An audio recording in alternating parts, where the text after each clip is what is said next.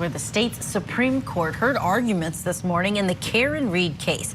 Now, Reed's defense is asking that 2 of the 3 charges against her at trial in the death of John O'Keefe be dropped. So we are standing by to learn what the judge is going to say. And joining us now, the justices rather are going to say. Court TV crime and justice correspondent Matt Johnson is with us. And Matt, you paid attention to that all-important hearing.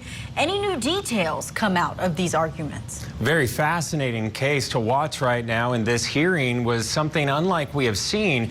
This case now in the hands of the state Supreme Court there in the Commonwealth of Massachusetts. Karen Reed left court just a few moments ago with her attorneys.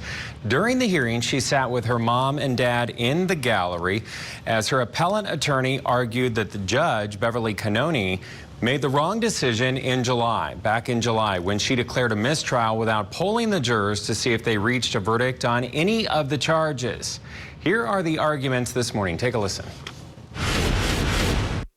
The defendant never asked for a mistrial, and at minimum, secondly, we strongly ask this court to extend the Sixth Amendment jurisprudence where you allow jury voir dires into the Fifth Amendment. The Fifth Amendment is as important as the Sixth Amendment, and a jury voir dire conducted by an experienced judge can determine whether or not there was a unanimous and final verdict of not guilty on 2 counts, one of which carries with it life imprisonment.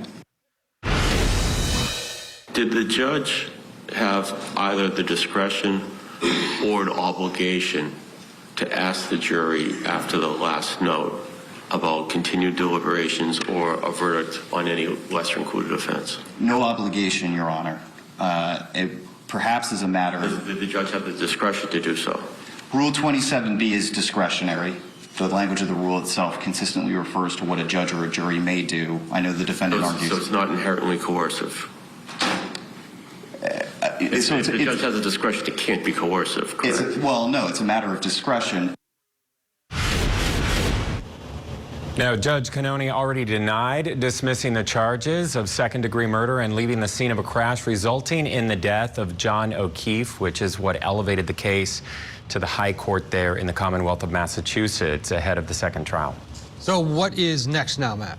All right, so now we wait for the Supreme Court ruling. Meanwhile, Commonwealth plans to retry the case. Second trial date set for late January of next year, but both the prosecution and the defense have filed a joint motion to push the case to April. There have been a new prosecutor assigned to the case, and we understand that the next trial could look very different than the first one, with a new crash reconstructionist and also plans not to call lead investigator Michael Proctor. Now, after the next trial, Reed faces more legal troubles. The O'Keefe family has filed a wrongful death civil suit against Karen Reed and the bars that she was served at that night. The civil case has been postponed until after the second criminal trial wraps. Wow, a lot of things that will be different in that second trial, Matt. Thank you so much for that report. And April 2025? I don't think anybody thought it was going to go in January, and especially with this pending decision, depending on what the High Court decides there. Yeah, it'd be interesting. They're asking a lot of great questions. I heard the defense attorney arguing, Martin Weinberg, that the second-degree charge had multiple charges under it, so that these jurors may have been looking at it vertically rather than horizontally when they said we are deadlocked on the charges. So they are really pushing for this. Yeah, and frankly, from a common sense, it feels like there's a there, and I remember when Judge Cannoni didn't bring the jurors in, I was thinking, why not? Why not get to the bottom of this one way or another? Maybe the justices will agree with that. We'll see, and we'll keep you updated as soon as there is a decision.